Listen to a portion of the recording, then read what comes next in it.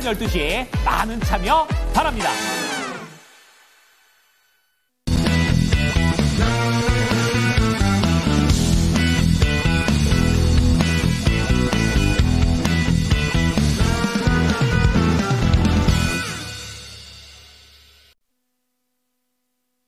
여전히 하락 종목의 수가 조금 더 많은 상황입니다. 1,300여 개 마이너스 불, 그리고 상승 종목은 1,062개로 나타나고 있습니다. 그리고 장 초반에 2차전지가 막 치고 올라가는 것 같은데 약간은 좀 힘 빠지면서 윗꼬리가 달리는 종목군들도 나타나고 있거든요. 그리고 거래소에서 쌍끌이 매도로 출발했는데 현재 기관 쪽에서 매수 전환이 나타나고 있습니다.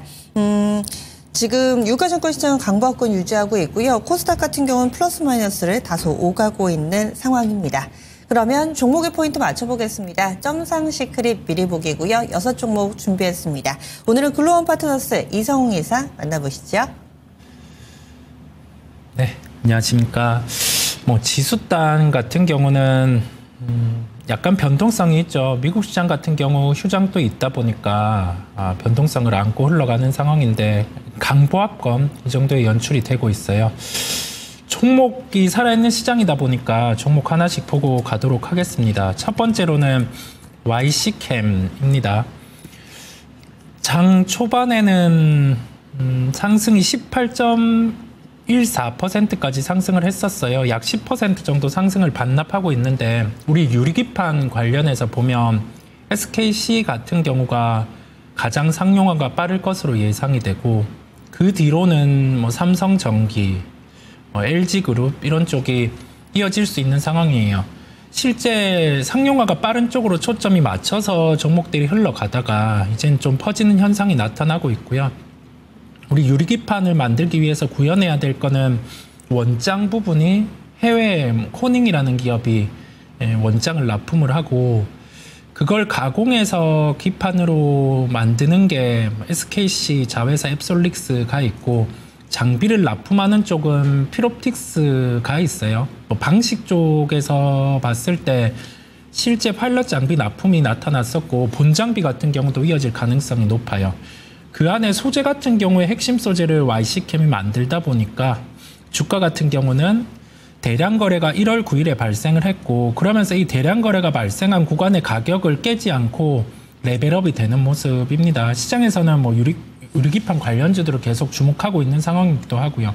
그래서 순환매가 계속 연출될 수 있음을 열고 종목들 같은 경우는 좀 바라보시면 되겠습니다. 다음으로는 모비데이즈입니다. 시가총액이 작은 종목이에요.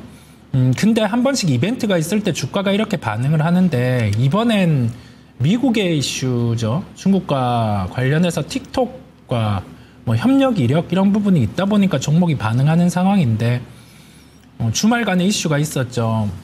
트럼프 당선인 같은 경우가 메신저 플랫폼을 통해서 세이브 틱톡이라는 메시지를 내놓기도 했죠. 아마 미국 사업부 같은 경우를 다른 주체가 인수를 해가는 구조일 텐데 여기에서 그 메신저에서 표현을 한 게 50% 지분이라는 표현을 했어요. 그런데 인수를 해가기 위해 필요한 거는 50% 플러스 1의 지분이 더 필요하거든요. 이걸 어떻게 이어갈지 한번 보는 것인데 작은 종목이다 보니까 주가 변동성이 매우 커질 수 있어요. 재료가 있을 때 주가 반응을 할 때는 좀 챙겨주는 대응 그런 부분을 열고 종목에 대해서 말씀을 드려봅니다. 다음으로는 넥스틸입니다. 최근에 거래가 좀 실렸었죠. 작년에 11월, 12월 구간 때는 대왕고래 프로젝트에 대한 기대감이 소멸이 되면서 주가는 잔뜩 빠졌었는데요. 본업이 강관 관련된 사업을 합니다. 그런데 미국에서 이제 LNG 수출을 확대할 수 있다라는 점을 내비쳤죠. 그렇다 보니 강관 관련해서 우리가 월별의 수출 데이터를 보면 12월에 다시 올라오기 시작했어요. 과공급에서 이제는 과공급이 해소되고 실제 수요까지 늘 수 있는 상황이다 보니까 넥스틸이라는 종목도 반응을 하고 있습니다. 보유를 하고 계시다라고 하면 이 종목은 좀 끌고 가볼 수 있는 상황이에요. 왜냐하면 트럼프 당선인이 당선이 되고 약 100개 정도의 행정명령을 발표를 할 텐데 에너지 사업 관련해서 핵심은 LNG 부분의 수출 증가 이게 주안점에 있습니다. 그래서 쿼터제예요. 강관은 쿼터제다 보니까 우리나라 기업들 같은 경우도 미국에 이미 수출이 한도 내로는 들어가고 있습니다. 그래서 주목을 하고 갈 필요가 있음을 말씀을 드립니다. 다음으로는 세경하이테크입니다.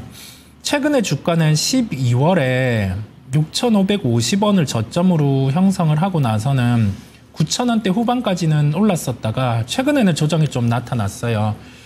폴더블 관련해서 애플 같은 경우가 새로운 제품을 폴더블로 내놓는다라는 점을 내비쳤고, 그러면 여기에 납품하는 회사들 같은 경우는 우리가 수혜를 볼 수 있음을 열어둡니다. 이제 구체적인 스케줄이 나올 때마다 종목이 반응을 할 수 있을 텐데요.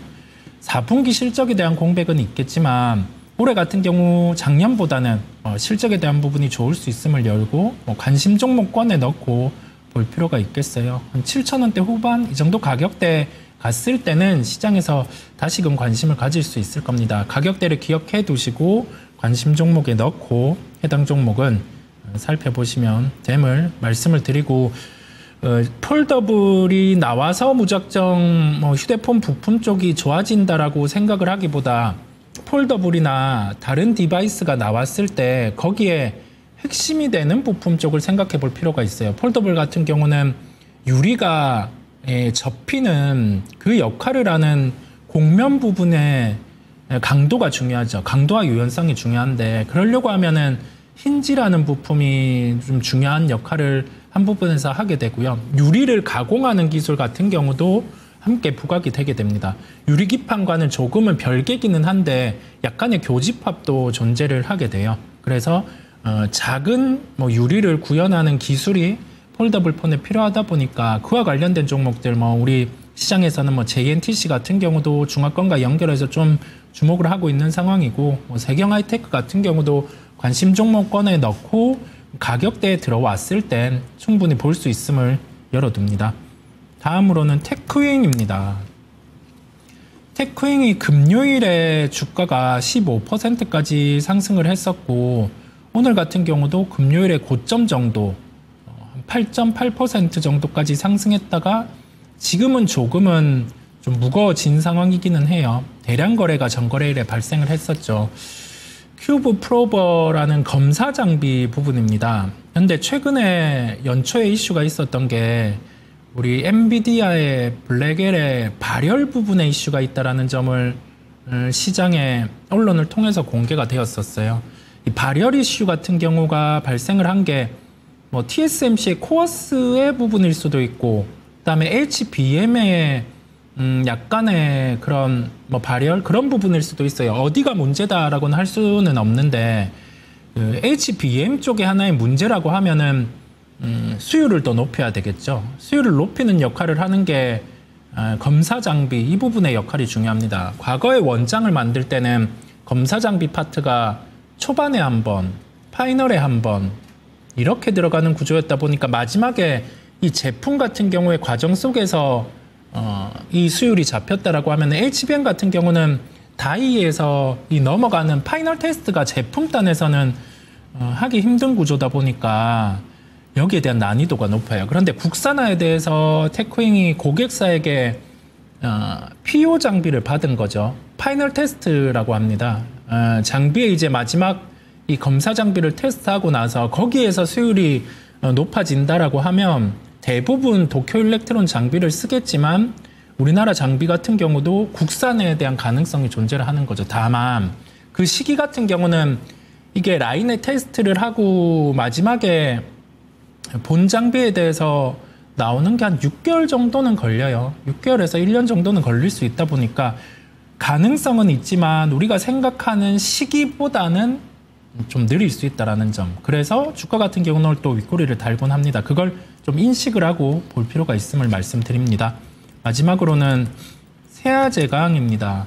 세아제강 또 강관주예요. 강관은 아까 말씀드린 것처럼 쿼터제가 있고 한데 12월 데이터가 돌아선 상황, 그걸 확인하고 주가가 대량 거래를 수반한 전거래일에 상승이 나타났고 오늘 또한 상승을 이어가고 있어요. 산업재 같은 경우가 이런 것처럼 턴어라운드에 대한 데이터가 확인이 되면 주가 같은 경우는 선행으로 반응을 합니다. 빠져 있기도 했었죠. 10만 원 초반대까지. 그렇다 보니 우리가 생각해야 될 점은 산업재는 턴어라운드에 대한 데이터가 확인이 되며 주가가 빠져 있으면 반응은 좀 가파르게 날 수 있다 보니 다른 산업재군들도 데이터를 확인하면서 접근을 해도 늦지 않다라는 말씀을 강관주를 통해서 드립니다. 네. 여기까지입니다. 미리 보기였고요. 본편 10시부터 시작됩니다. 토마토 증권통 유튜브 채널에서 10시부터 글로벌 파트너스 이성웅 이사의 못다한 이야기들 조금 더 자세한 이야기 나눌 수 있는데 이 트럼프 취임식 앞두고 있습니다. 트럼프 2.0 최수혜 섹터 어디일지 또 에코프로비엠이나 LNF를 비롯해서 오늘 2차전지 관련된 종목군들이 시장의 중심에 서 있습니다. 과연 이것이 의미 있는 변화일지 2차전지에 대한 의견도 같이 나눌 예정이니까요. 많이 참여해 주시기 바랍니다.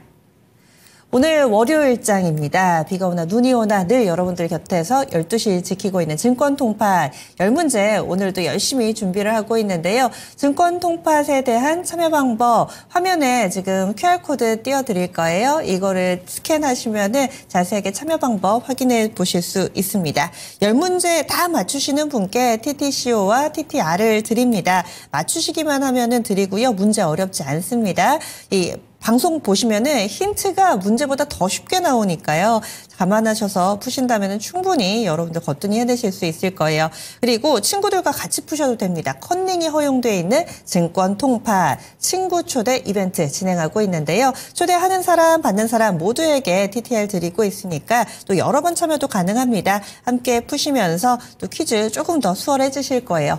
저도 좀 거들어 드리겠습니다. 힌트 나갑니다. 10문제 가운데 한 문제에 대한 힌트. 오늘의 힌트는요. 바로 시인 김소월 님입니다. 김소월 님과 관련된 문제가 하나 숨어 있을 예정인데요. 최근 들어서는 지구과학 문제, 국어 문제, 넌센스 문제 상당히 다방면에서 출제가 되고 있습니다. 아마도 여러분들 초중고의 국어 시간 좀 좋아하셨다면 충분히 풀 수 있지 않을까 생각이 되는데요. 오늘의 힌트 김소월님까지 알려드리도록 하겠습니다. 네, 저희 준비한 내용은 여기까지입니다. 현대일렉트릭 실적 나오면 좀 말씀드리려고 했는데 아직까지는 나오지는 않았어요. 지금까지 다양한 투자 판단에 대한 도움 말씀드렸고 종목의 상승 하락을 보장하지는 않습니다. 그럼 오늘 장 마칠 때 다시 찾아뵐게요. 함께해 주신 여러분 고맙습니다.